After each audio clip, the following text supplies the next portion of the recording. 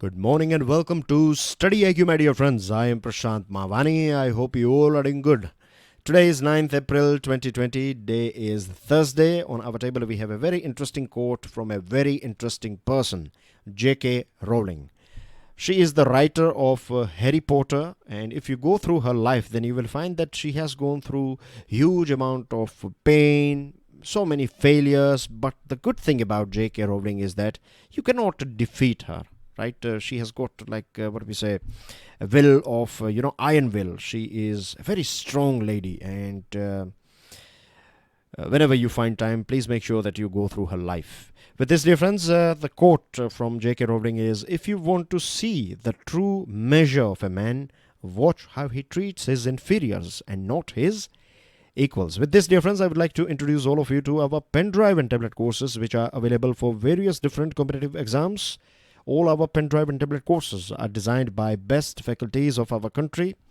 Second good thing is that all our pen drive and tablet courses are available at a very affordable, reasonable price. To find out more about it, do check out StudyIQ.com. To download the PDF of today's lecture, check out my Telegram channel. Dear friends, please make sure that you share this lecture with other students. Hit the like button if you have learned something from today's discussion. And don't forget to subscribe to our YouTube channel. Today we are going to go through 4 articles. The first one is "It's Time for Read Bennetts." This article is written by a former diplomat who has experience of working at global level, like UN level. When I say UN, I'm of course talking about United Nations. So in this article, the writer is suggesting that we should fight this COVID-19 or coronavirus as one unit. When I say one unit, I mean to say that the whole world. We hear this thing that it is about humanity versus this virus. But unfortunately, we find even today that many countries, they are engaged in this blame game. For example, USA is blaming China. China is blaming USA. So this fissures that we have between various different countries, this is not going to help us. We have gone through examples of Singapore, South Korea, Taiwan, China as well did reasonably well in controlling this coronavirus. But if this virus is spreading in any part of this world, then this is a big threat for the whole world, for each and every human being, each and every society and country. So the only option that we have is to stick together and fight together. And this article is all about that. I have given you a reasonably good, you can say, introduction about this article. Not just introduction. We have in fact started discussing this article. Let me give you a brief of other articles, right? So after this one, we will talk about for better use. This one is about MP Lads. It's a scheme, right? So this scheme is suspended. Why it is suspended? We'll go through it. Then we will talk about this article, no lockdown for use. Let me see what. Yes, no lockdown for use. That's the name of this article. And this one is about domestic violence. And the last one is financing the pandemic rescue package. So let's crack on. It's time for the Read Bennetts. Now, let us understand the nature of World Health Organization, of course, very briefly. World Health Organization's responsibilities, right? It is very important that you understand responsibility, because in recent past we have seen that thing that, say for example, Mr. Trump, he has blamed the WHO for not informing and for not doing what it should do. Many people have blamed, many media articles, they have blamed World Health Organization's Director General as well. And it is also said that, I'm not saying this is my opinion, I'm saying what I have read and heard about World Health Organization's Director General is basically from Ethiopia. So there are people who are saying, I'm not saying this is right, I'm just putting some things in front of you, that WHO basically is in news for this sort of things, right? A sort of controversy is going on. Anyway, I don't want to go deep into all these controversies because we don't know the right fact, isn't it? So basically, WHO is in news because of this coronavirus. And if you go through the responsibility, the main core responsibility of WHO is A, monitor threats to public health. So monitoring it. And second is inform and advise the member states. Right. This are prime responsibilities of World Health Organization. We have to understand this thing, that World Health Organization is not equipped, as well as it is not designed to fight a pandemic of this proportion. The way coronavirus, the way it is destroying and the way it is creating lockdowns, WHO is not designed to fight a pandemic. So we cannot blame WHO. Means I'm not saying that WHO is functioning 100% well. If there are any faults with WHO, then yes, we need to repair them. But we cannot rely on WHO. The reason I'm saying is because it is not designed, right? We need a different tool. So the best thing that we have is Department of Peace Operations, right? It looks, from the name, it looks, there is peace. But basically, it is a sort of peacekeeping force. Or you can say when you have a warlike situation, then United Nations will deploy, or this Department of Peace Operation will kick in, and it will take over and it will sort things out. When it comes to COVID-19, the way things are going on, it's a sort of war. And what happens in a war, right? The best, it's a sort of military warfare technique. But I would like to share this thing here with you guys, that if you want to attack something, then give your best shot, give your 100%, so that your first strike will eliminate the enemy. That is the best strategy. If you have to, then the best thing is to go ahead with 100%. Whatever you have, give it in your first shot. So there is no requirement of second shot. And that's what we need to do as a world when it comes to this fight against coronavirus. So when we talk about this, this article is talking or suggesting that we need to knock the doors of United Nations, particularly this Department of Peace Operations. Now, before we move ahead, I have a question for you. As you can see here, United Nations Security Council. So the question is, can you tell me how many members are there, total members of United Nations Security Council? Again, let me tell you, I'm asking total. Right, give me the total member countries of United Nations Security Council. You don't have to give their names, just give me a figure. Right, a force under Chapter 7. If you go through UN Charter, United Nations Charter, then you find this Chapter 7. And this Chapter 7 is about this Department of Peace Operations. The UNSC, that is United Nations Security Council, stands paralyzed at present. It is I would say, engaged as well as occupied in this sort of petty battles. Name of the pandemic, its origin, the need for transparency. It is not designed, and this is not its job.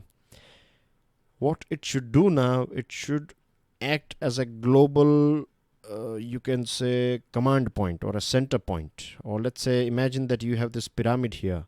What we need to do as a world is we need to put this Department of Peace Operations in charge of the whole world. I'm not saying that it will take over each and every country. What I'm saying is that it should be a center where it can coordinate with various different countries. If things are not right in a particular country, then help should be provided from other countries, because this is not about them. This is not about us only, This is about all of us, right? So we have to think as a human beings, as a species, rather than individual nations. UNSC should hold an emergency meeting and authorize the United Nations Secretary General to put together a force under Chapter 7 of UN Charter. The mandate of the Charter should be interpreted to emphasize that this is the greatest threat to international peace and security.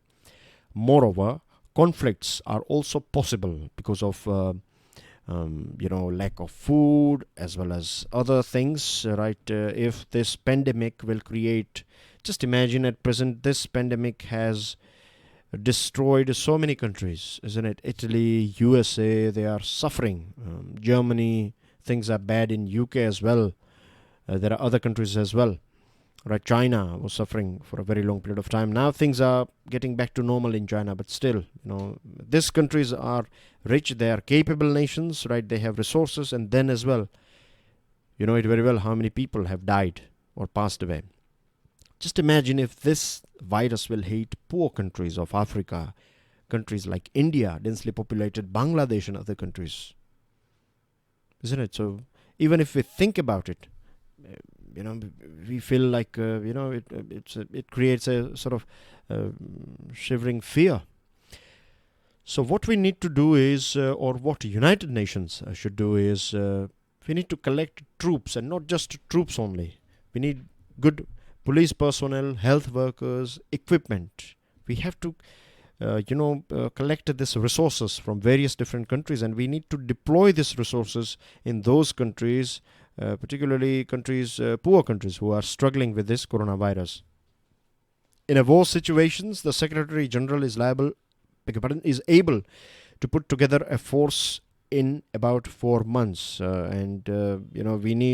have already lost a huge amount of time, so we need to roll this ball as soon as possible. UN forces have been acceptable in most countries, and this is a fact as well. If you go through the whole history of UN forces, then you will find that they are reasonably accepted because of their behavior and their past track record, right? UN forces are acceptable in most countries. As for the cost, the responsibility of the deployment of forces for peacekeeping, peace building, and peace enforcement, everything will be paid by, as per rules and regulation, permanent members, P5 members, right? You have P5 members, so these members are permanent ones. USA, UK, then you have China, Russia, and France. These 5 nations are P5 nations. They are permanent 5 members of United Nations Security Council. Instead of competing with each other for leadership of post-COVID-19 world, let them help create a post-COVID-19 world. Basically means that they should come together and, they are fighting with each other. As I told you, blame game is going on. So this is not going to be healthy. What we need is all these Security Council permanent 5 members, as well as other members, as well as United Nations. We need to put all our energy, right, in one basket, and we should I think the best thing to explain this thing to you would be sun rays and magnifying glass, right? When you have a magnifying glass and when you have, in the daytime, sun rays are everywhere. But when you use magnifying glass, you can concentrate on and you can get the best out of this sun ray. So that's what we need to do. When we UNSC look at it, or United Nations, or this Department of Peace Operations can act as a magnifying glass, and it can gather resources from different countries under this umbrella of United Nations, and then this can be deployed in those nations, those regions where it is high in demand. So UN peacekeeping forces, they are called blue berets because they wear that woolen beret, right? So we can give red beret to this medical personnel, right? And one more fact that I would like to share with you guys is that United Nations, this main United Nations reliability, or there are a few things because of which UN is not or is infamous.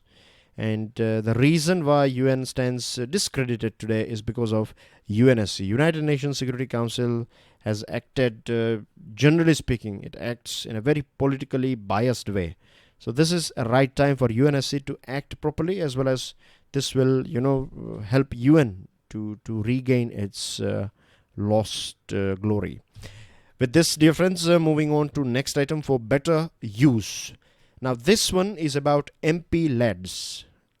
It stands for Members of Parliament Local Area Development Scheme. So under this scheme, you get, when I say you, I mean to say one MP will get 5 crore rupees per year for development of his or her constituency. Now, Prime Minister, or you can say Government of India, has decided that this MP-led scheme will be suspended for 2 years, and this money will be it will be sent to this consolidation fund of India, and this money will be used for fighting COVID-19. So immediate benefit is 7,900 crore rupees for over 2 years period will be used for fighting COVID-19. Then if you read between the lines, then 2 years time, right? So this indicates that this fight against COVID-19, we may actually tame this virus, but I think the economical loss that is created because of this lockdown, it will take a bit of time. When I say a bit of time, I'm talking about maybe 1 year, minimum 1 year, and maybe maximum 2 years time. And I think this is the main reason why government has cancelled this MP lads. Yesterday I asked you one question as well about this 30% salary cut as well. And did I told you about that thing that 1 year, this 1 year salary cut or slashing salary, 30% salary of this MPs also indicates that. And for that was the thing is decided for 1 year. So this indicates that the fight is going to last a bit longer. When I'm saying fight, I'm talking about not the actual virus, hopefully, but this economical losses. If we go through past experience of this MP lads, then we find that some members do not utilize their full entitlement, so money is just lying there in their accounts, and there is a gap between recommendation made by members and implementation by administration under this scheme.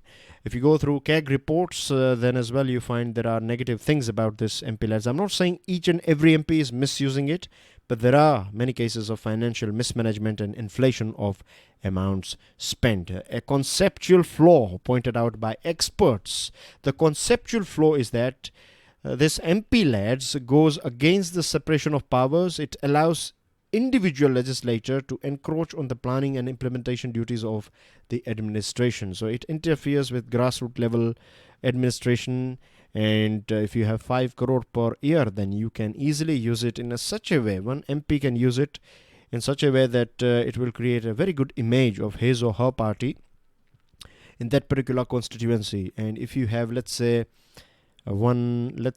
just imagine that you have one MP here from X party, and then you have one MLA in that area from Y party. Now this MP will have 5 crore, so he will spend this money in that particular constituency in such a way that it will create a very good image of his party. So this will impact this MLA, even if he is doing a very good job, but because he has extra 5 crore, he will have that lead, isn't it? So this is just one example, right? I'm not saying this is what happens all the time, but this is something that also happens. The second Administrative Reforms Commission has also said that we need to get rid of this MP lads altogether.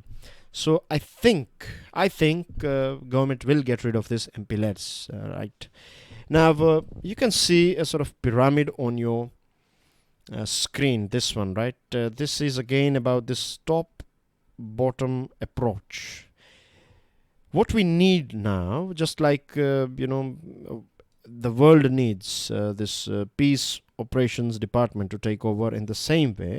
When I say take over, I mean to say that it should be at the top of global pyramid. In the same way, when it comes to our country, we need a central government, right? That can, particularly it's from central level, things should flow from central level to grassroots level. Of course, information, data, everything will move from bottom level to top level. And I'm not saying that we need to go for a sort of total control at central level, but directions and things should come from one channel. You cannot have two bosses. If you have two bosses, then this will create clashes, particularly in a war-like situation. And that's what we are going through at present, right? It is a war against coronavirus. So we cannot have two commanders. We need to have one commander. Yes, we can have our own captain or major, that sort of leader at district level. We can have another leader at state level, that is our chief minister, and then we need to have a overall head as well, that is prime minister or central government. I'm talking about this sort of situation, this coronavirus, fight against coronavirus situation. Moving on to no lockdown for abuse. This article is talking about domestic violence. China, France, UK, and there are other countries as well, big countries, developed countries. In those societies too, we find domestic violence is a thing that is not it's not a sort of unheard thing. It's I would say not that rampant, but it's common as well, right? It's not that shocking in various societies. Even in America, UK, these countries, they are democratic, and they are developed countries, Australia and other countries, then as well you find this. So you find this sort of bad behavior, this domestic violence around the world. There are a few societies where a lady or in general women can enjoy all the rights that a human being should enjoy or should get. There are few societies, and we need to learn so many things from those societies. I think the most important thing is upbringing of both boy as well as girl, right? If you tell your girl child that she is weak, then that's what she will become. If you tell your boy child that he is superior when it comes to boy and girl, if boy child is superior, and it's not just by telling. It's the small behaviors when you have last glass of milk, and that glass, rather than dividing that glass of milk between a boy and a girl, between brother and sister, if that last glass of milk is handed over to boy, right, then this is this is a very small thing, but this is a brick, right? One by one, if you put a brick, then you will create a big palace. In the same way, you will create this whole character and this patriarchal character of society. This is how it builds up. So this reports highlight the need for Indian authorities to take this issue seriously too, because lockdown is going on. People are interacting more with each other now. Everyone is locked down, so domestic violence has gone up as well. If you go through the literature, now literature here means that if you go through the research that is conducted on this domestic violence subject, then you find that when men and women get employed, domestic violence tends to fall as interactions between couples reduce. Their energy is also consumed in their work, so you don't have that extra bubble of energy, and that's what we are finding at present, right? People are staying home, and as I told you, this is about upbringing, this masculinity unnecessary. You don't need to use your masculinity in beating someone, right? So this is but unfortunately this sort of things are many a times given fuel by society. And when I say society, I'm not just blaming men here. Women lot, they are also equally they have also fueled this thing, particularly this Saas Bahu's fight. Now we will find that many times, I'm not saying that all those daughter-in-laws are innocent, but generally speaking, when it comes to like preference of a boy or a girl, right, then it is the mother-in-law. She is the main lady of the house, so she should be, or we can say first lady of that particular house or family.